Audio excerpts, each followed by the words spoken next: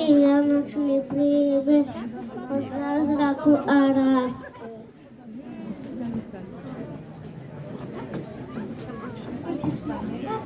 Srdečne vás vítame na našom vianočnom význame. Šťastné a veselé chvíle.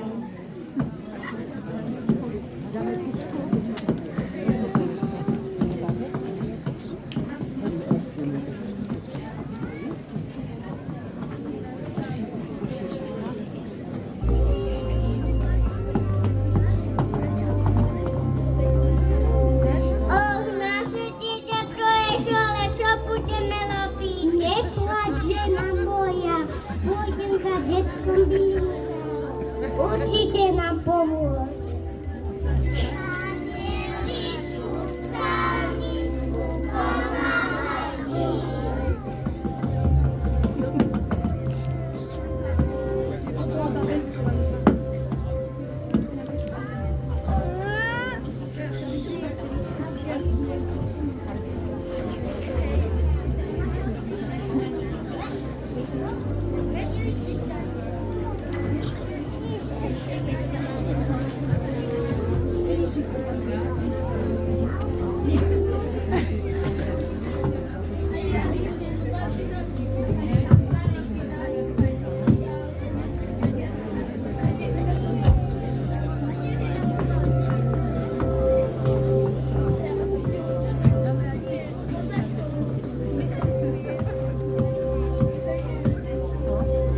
Joj, aká je zima, ani ruky si necítim.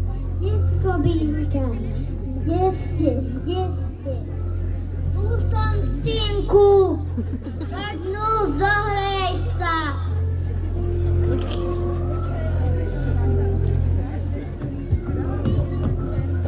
Detko, potreboval by som liečivé bylinky. Bylinky ti dám, ale pamätaj, že skutočný liek sa skrýva v láske a v nádeji. Ďakujem vám, detko, nech vám Boh žehná.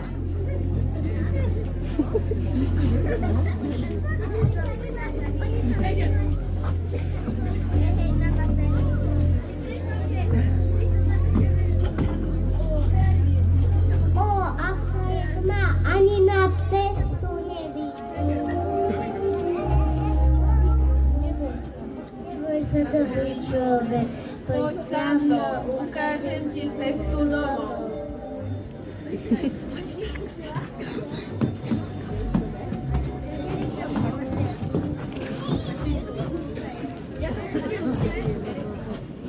Vítaj doma, už sme sa báli. Tu máš liečivé bylinky, uvaľ liečivý čaj.